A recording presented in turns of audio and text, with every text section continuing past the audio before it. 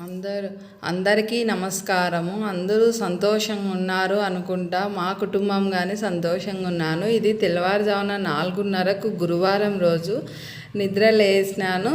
యోగా చేసుకుంటానని కిటికీలో నుంచి చందమామ కనపడినాడు. మీకు అది కనిపిస్తాను చూడండి ఇండోర్లో నుంచి. కొంతమందికి ఇండోర్ అంటారు, కొంతమంది కిటికీ అంటారు. కొంతమంది పిల్లలకు తెలియదు కదా, మనకైతే అందరికీ తెలుసు కిటికీ అనే అప్పుడు అంటానింది. అది వచ్చి లైట్ లాగా కనిపిస్తుంది. అది చందమామ బాగా కనిపిస్తా అంటే తీసినాను. మా వారు కానీ అది లైట్ లాగా ఉంది, చందమామ లాగా కనిపించలేదు అనే. ఇంకా 5 గంటలకంతా స్నానం చేసేసిన.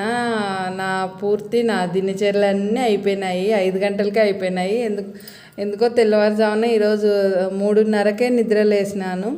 ఎందుకో నిద్ర రాలేదు. సరేలే అనేసి లేచి అన్ని పనులన్నీ చూసుకుంటాను. ఇంకా పైన అంతా క్లీనింగ్ మాప్ పెట్టడము, ఎక్కడెక్కడ సర్దేసినాను. ఈరోజు పెళ్ళిగానే ఉంది, రిసెప్షన్ ఉంది. పెళ్ళి ముందు రోజును రిసెప్షను, పెళ్ళి కొడుకుని చేయడము అవన్నీ అంటారు కదా, అవన్నీ ఉంటాయి. మా పక్కింట్లోనే వివాహము.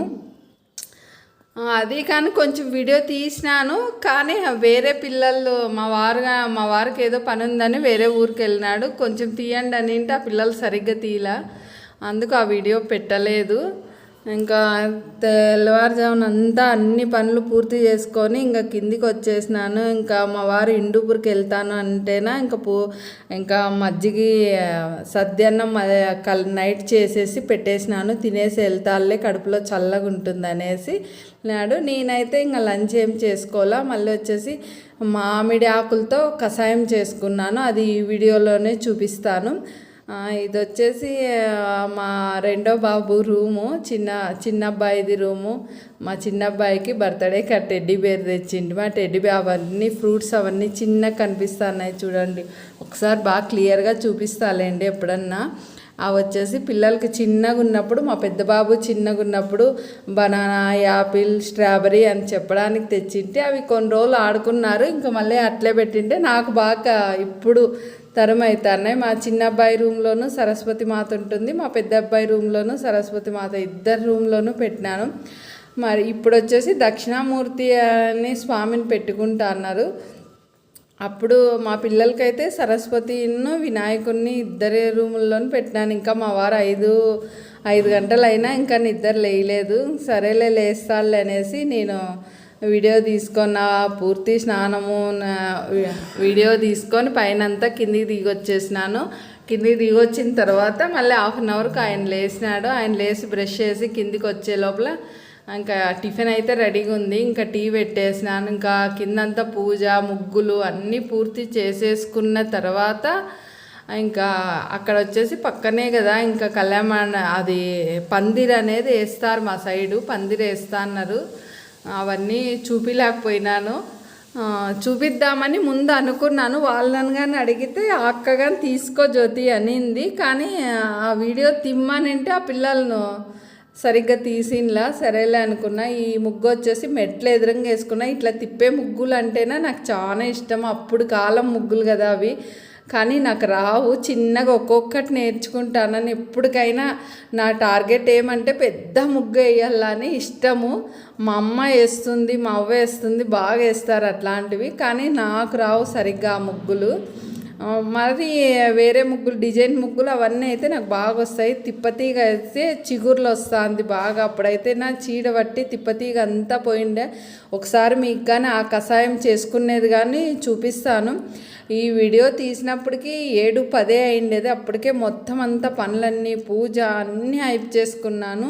ఇంకా ఆయన ఊరు వెళ్ళాలన్నాడు కదా, ఇంకా ఊరు వెళ్ళేటప్పుడు ఎవరన్నా కానీ ఒక విషయం చెప్తాను. వాళ్ళు వెంటనే వెళ్ళిన తర్వాతను చెత్త నూకూడదు, మాపు పెట్టకూడదు, స్నానం చేయకూడదు. మెయిన్ భార్య అయితే స్నానం కానీ చేయకూడదు, ఇళ్ళల్లో చెత్త నూకూడదు.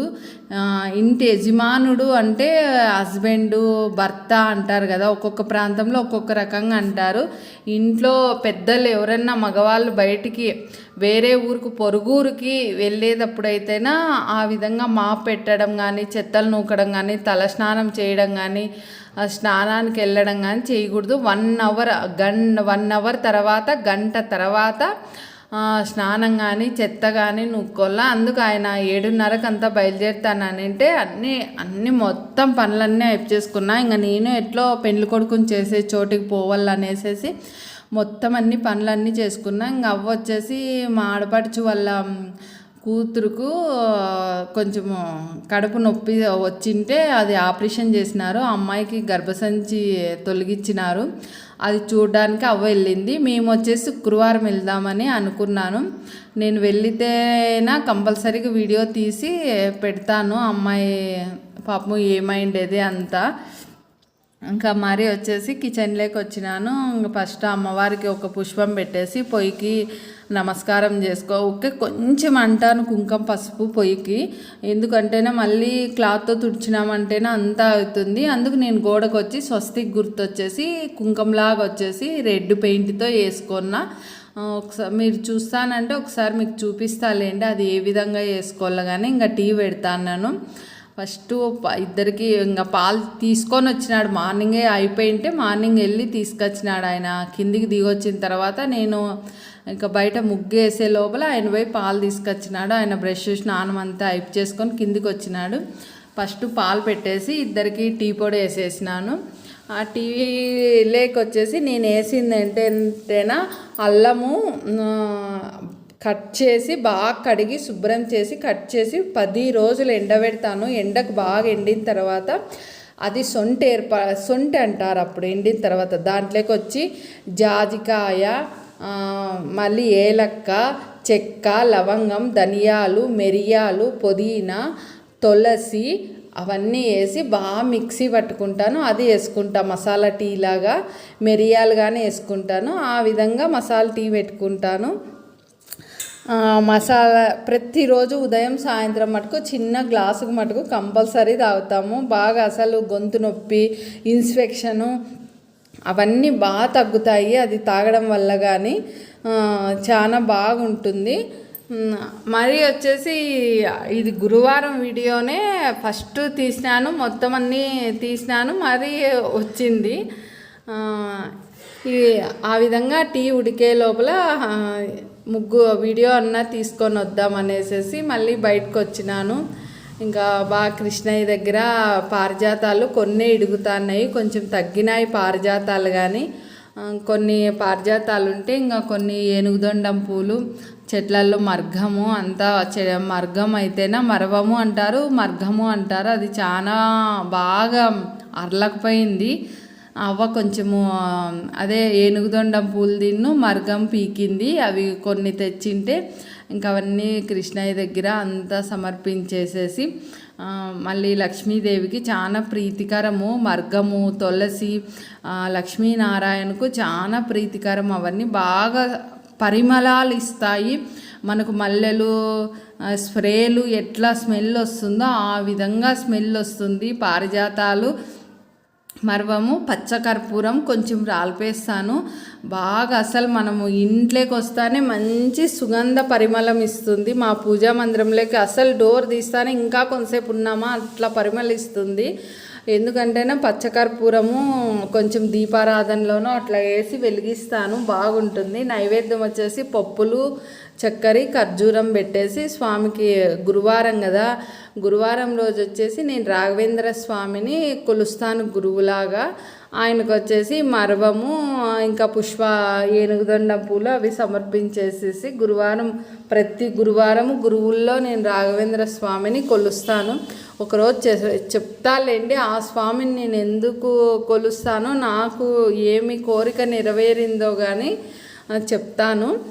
ఎప్పుడన్నా మనం వీడియోలో ఎప్పుడన్నా ఆ సందర్భం వచ్చినప్పుడు గురువుల గురించి మనం మాట్లాడుకున్నాము. ఒకరోజు గురువు గురించి చాలా నాకైతే బాగా మంచి ఫలితం వచ్చింది. అందుకు రాఘవేంద్ర స్వామిని కొలుస్తాను.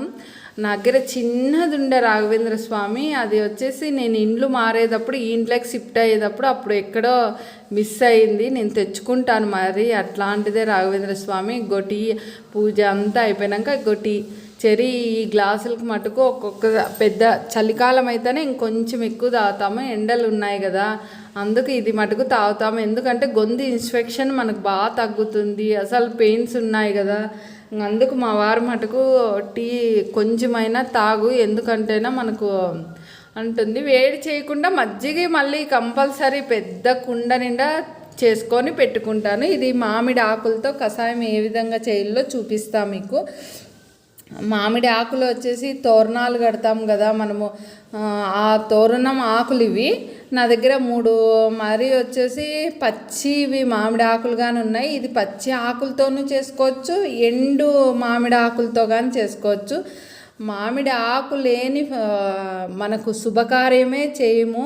ప్రతి ఒక్కదానికి మామిడి ఆకులే.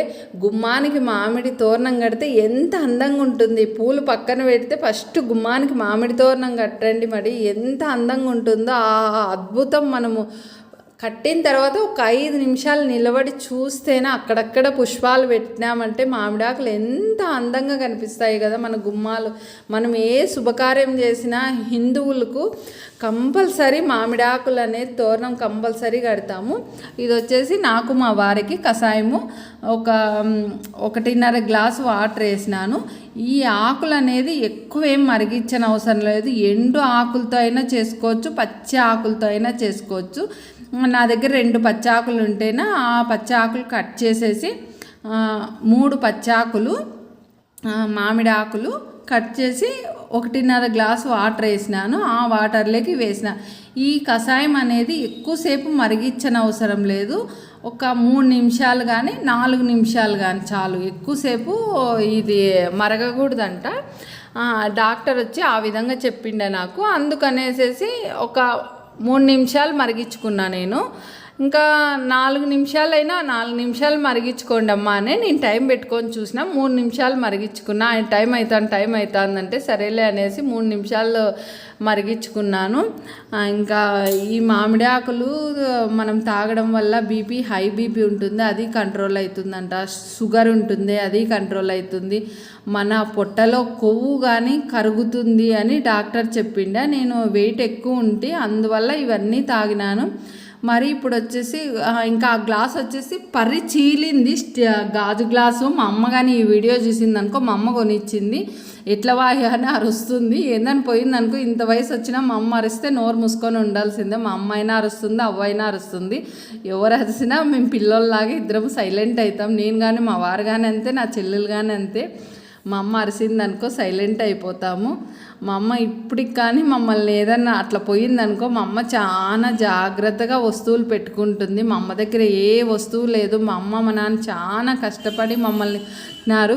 వివాహానికి వెళ్ళినా కదా, సాయంత్రం ఈ విధంగా రెడీ అయ్యి పెళ్ళికి వెళ్ళినాను. ఇంకా కషాయం ఉడగట్టుకొని కొంచెం తాగేసినాము. మామిడి ఆకుల కషాయం అది.